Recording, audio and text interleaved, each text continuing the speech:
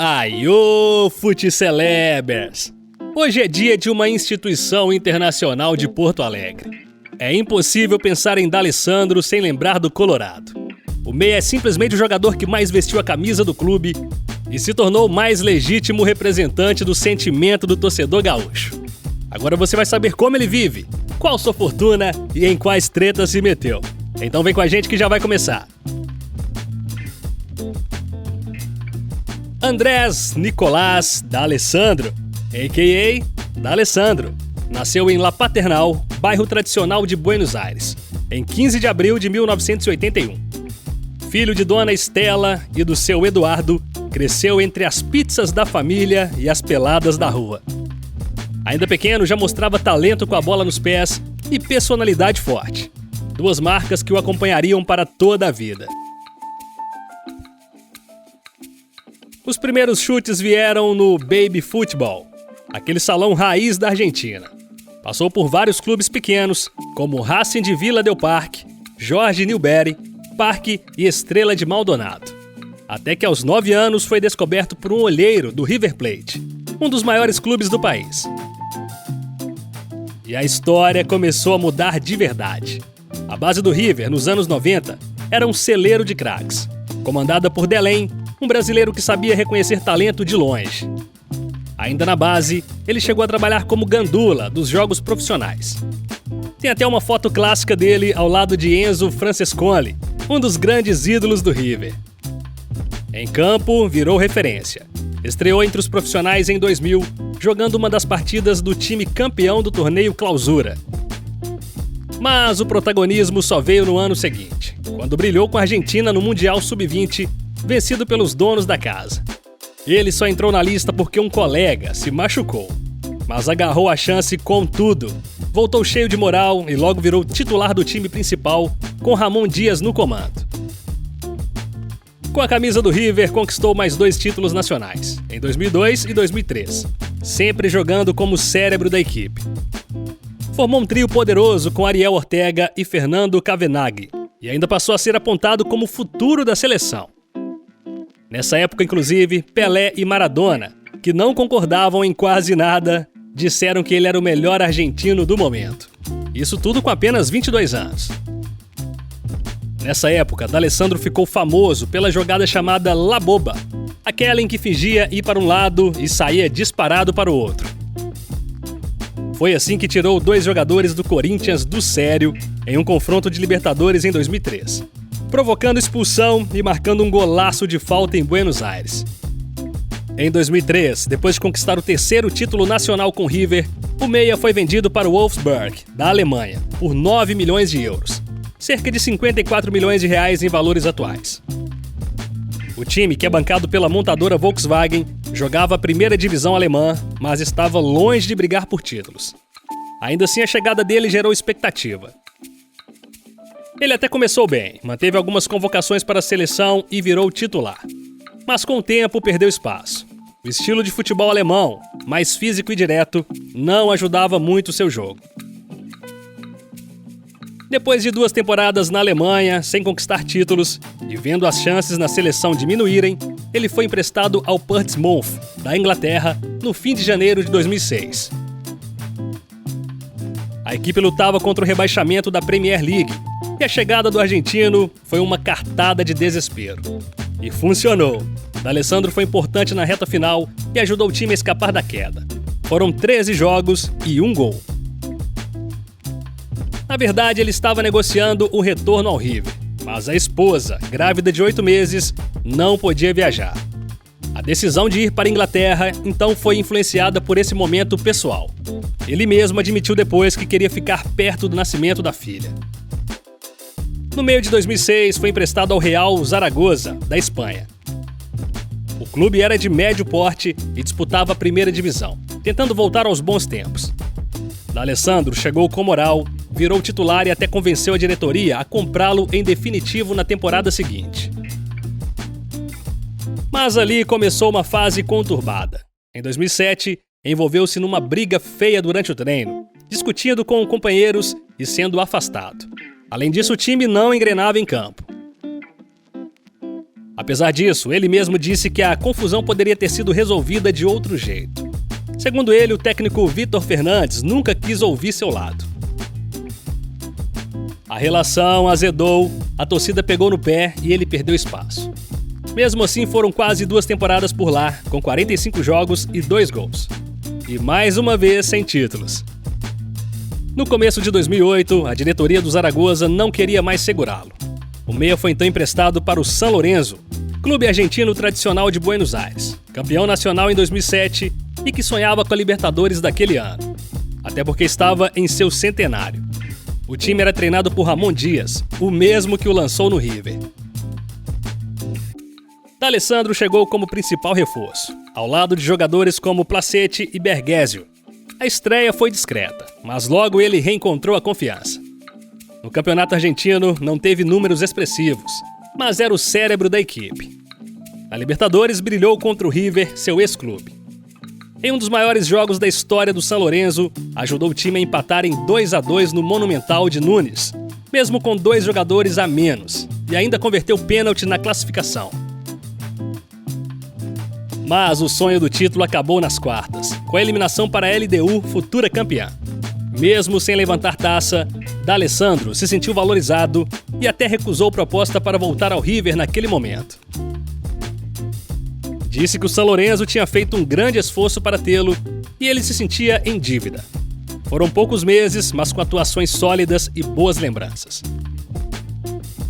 Ei, pra que a pressa, boludo? Antes ajuda o pai aqui, deixe seu like e se inscreva no Futcelebs, o canal que te conta tudo da vida, dos luxos e das tretas dos maiores jogadores do Brasil e do mundo.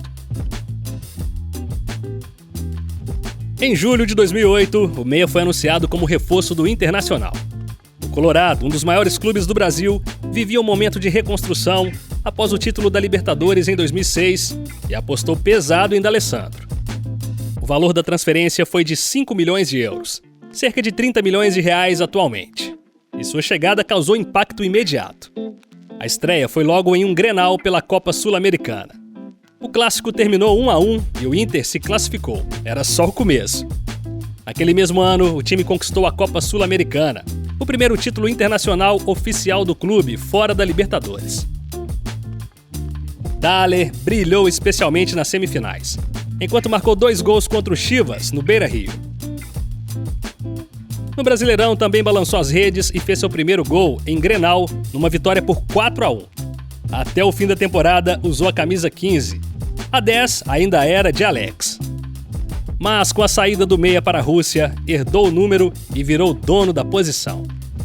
Em 2009, ajudou o Inter a conquistar o Campeonato Gaúcho de forma invicta. Só que uma lesão muscular o tirou de alguns jogos e ele acabou sendo afastado para um recondicionamento físico. Nesse período, teve um desentendimento com o técnico Tite e não viajou com a delegação para disputar a Copa Suruga, no Japão.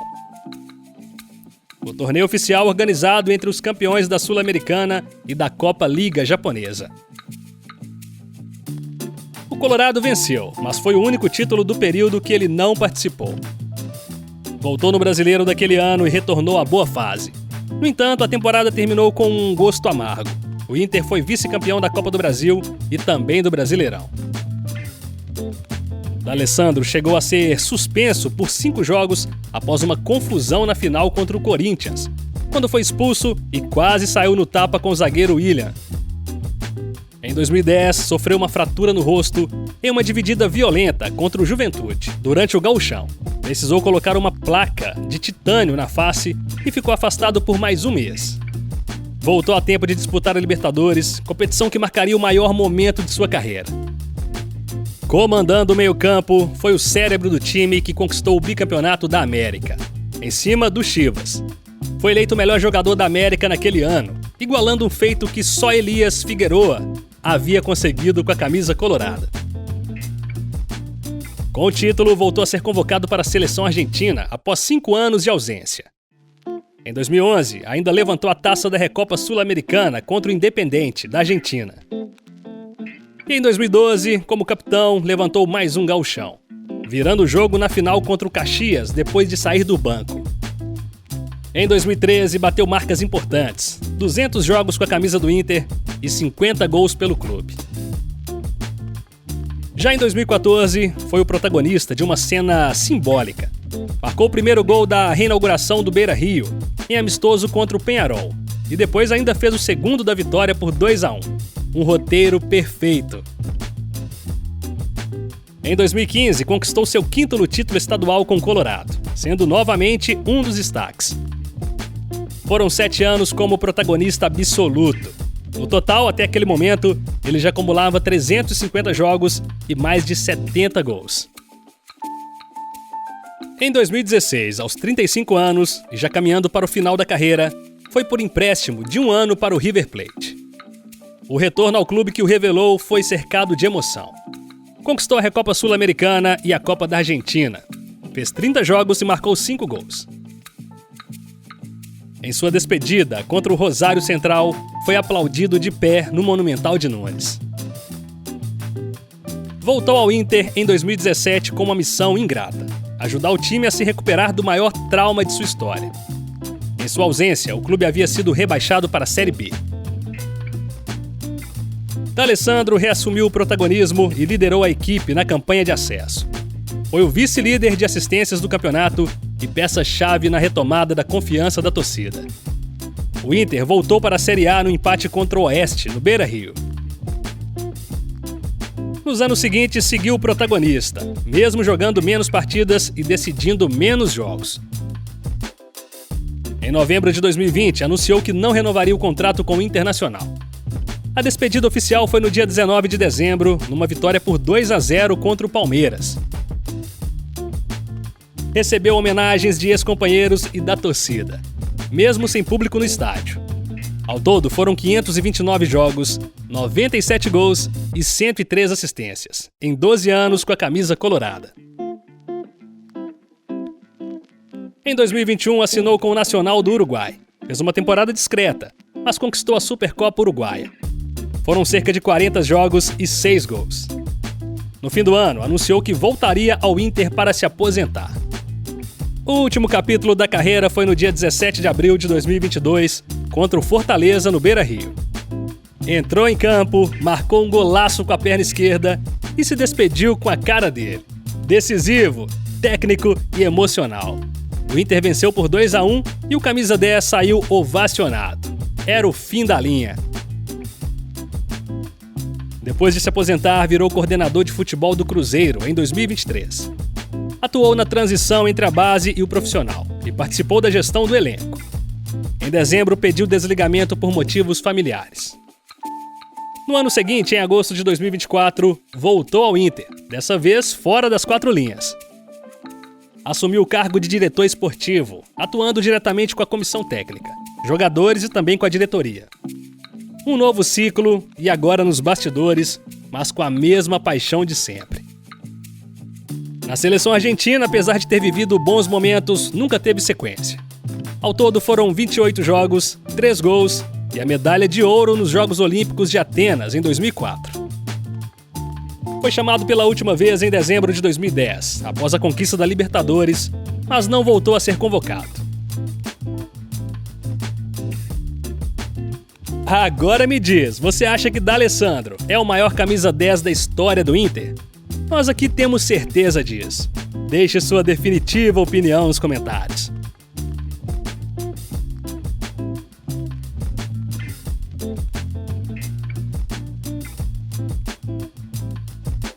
Andrés D'Alessandro é daquelas figurinhas que já passaram de jogador a patrimônio histórico. Um símbolo do Internacional, um argentino apaixonado pelo Brasil e um cara que construiu ao longo da carreira não só uma boa coleção de títulos, mas também uma fortuna respeitável. Com direito a polêmicas, negócios próprios, família sólida e a história que só o tempo dá. Durante seus anos como protagonista no Colorado, o salário do meia chegava a impressionantes R$700 mil mensais. Só de Inter, estima-se que ele tem acumulado dezenas de milhões em investimentos ao longo de mais de uma década. E olha que isso é só dentro de campo. Fora dele, Dali é um empreendedor nato. Hoje mesmo, já aposentado dos gramados, continua faturando bem. Como diretor esportivo do Inter, ganha em torno de R$60 mil mensais. Um troco, se comparado ao que já recebeu no auge. Mas o futebol está longe de ser a única fonte de renda. Com 1,1 milhão de seguidores no Instagram, o argentino virou também um influenciador de respeito. Já fez campanhas para marcas como McDonald's, Hublot, Pets e Nivea. E não para por aí, ainda como jogador começou a fazer palestras. No início, só no Rio Grande do Sul, por conta da agenda apertada. Mas hoje é presença constante em eventos por todo o Brasil, falando sobre o futebol, liderança e superação. Ele também é dono da Dali Sports Marketing, sua empresa de eventos de marketing esportivo. Além disso, lançou seu livro, Meus Sonhos, Meu Futebol, Minha Vida, Meu Legado, onde conta com detalhes sua trajetória desde o começo humilde até o topo do futebol sul-americano. Dali também foi comentarista de TV. Chegou a cobrir a Copa do Mundo de 2022 e, mais recentemente, entrou de cabeça no YouTube. No canal Dali TV, entrevista grandes nomes do futebol brasileiro e mundial, mostrando que entende de bola não só com os pés. Mas como resistir ao futebol? A paixão falou mais alto em 2023, quando ele aceitou o convite de Ronaldo Fenômeno para trabalhar no Cruzeiro como coordenador técnico. Ficou por um tempo, mas acabou retornando ao seu grande amor em 2024. E hoje ocupa o cargo de diretor esportivo do Inter. Com tantos projetos, não faltam recursos. Ele e a esposa, a artista plástica Érica Senec, vivem em uma mansão nos arredores de Porto Alegre, com uma grande área externa, piscina, espaço gourmet e uma sala dedicada exclusivamente para troféus, camisas históricas e memorabilia de sua carreira. A casa também é um lar para a família unida que construiu. Érica e Dali estão juntos há mais de 20 anos. Um namoro de adolescência que resistiu à distância, aos altos e baixos da carreira e que virou casamento sólido, baseado em respeito, amor e parceria. Juntos, eles têm 3 filhos. Martina, de 19 anos, que estuda arquitetura e já declarou amar o Brasil, como se fosse sua terra natal. Santino, de 17 anos, e o caçula Gonzalo, que ainda está nos primeiros anos de vida. Mas D'Alessandro também é conhecido pela solidariedade. Filho de família humilde, nunca esqueceu suas origens. É embaixador do Instituto Lance de Crack, que organiza e realiza eventos para arrecadação de fundos para causas sociais. Vira e mexe, o ex-meia aparece distribuindo alimentos, ajudando hospitais e mobilizando a torcida para apoiar abrigos e projetos sociais. Agora, claro, não dá para falar de Dali sem entrar nas polêmicas. O argentino sempre foi um sangue quente. Em 2008, logo nos primeiros treinos do Inter, levou uma chegada mais forte do zagueiro Bolívar. Quando perguntou o motivo, ouviu: "Cobra não morde cobra. Bem-vindo ao Beira-Rio." Em 2009, se desentendeu com William, do Corinthians, na final da Copa do Brasil. Partiu para cima do zagueiro como se fosse um ponta em velocidade. Só não saiu na briga porque foi contido. No mesmo ano, discutiu feio com Tite após uma derrota para a LDU no Equador. Segundo relatos, Klemer e Índio evitaram que a briga passasse do verbal. Também teve atrito com Fernandão, que soltou a clássica frase: "Eu pulo da barca." O alvo era o técnico, que havia criticado publicamente o elenco. Mais tarde, ele brigou com o volante Williams, com direito a soco no peito durante o treino, e foi afastado do time. Em Grenal, sempre teve papel de destaque. Em 2013, fez o gesto do binóculo para provocar a torcida do Grêmio. Em 2018, discutiu com o capitão Maicon antes mesmo da bola rolar. No jogo seguinte, impediu Fabiano, companheiro de time, de dar entrevista após a goleada sofrida, dizendo que quem tem que falar sou eu. Até fora do campo, Dali causava. Já foi expulso do banco de reservas, cobrou o presidente da Federação Gaúcha de Futebol aos gritos e chegou a registrar boletim de ocorrência contra ataques virtuais envolvendo sua família. Com tudo isso, é impossível ignorar o impacto de Andrés D'Alessandro no futebol brasileiro. Um cara que vive intensamente cada etapa, cada desafio e cada momento. E que hoje, aos 43 anos, continua escrevendo sua história. Agora nos bastidores, com a mesma paixão que mostrou em campo. Seja como diretor, empresário, pai de família, influenciador ou simplesmente ídolo, ele segue sendo o Dali de sempre. Intenso, brigador, leal e humano. E claro, colorado até o último fio de cabelo. E aí, gostou de saber mais da vida, dos gols, dos luxos e das muitas tretas de Andrés D'Alessandro? Então fiquem ligados aqui no Fut Celebs. Toda semana você conhece mais da carreira, da vida, do luxo e, claro, das tretas dos maiores jogadores do Brasil e do mundo. Mas conta pra gente, quem você gostaria de ver por aqui? Deixe sua sugestão nos comentários. E agora você pode virar membro do canal e nos ajudar a ser cada vez mais profissionais. Como membro, você tem seus comentários destacados, ganha emojis exclusivos e ainda vai aparecer nos nossos agradecimentos. Então venha de voadora e seja membro. E não se esqueça de curtir o vídeo e se inscrever no canal Fut Celebs. E cliquem no sininho aqui embaixo para não perder nenhuma novidade. Até a próxima, pessoal!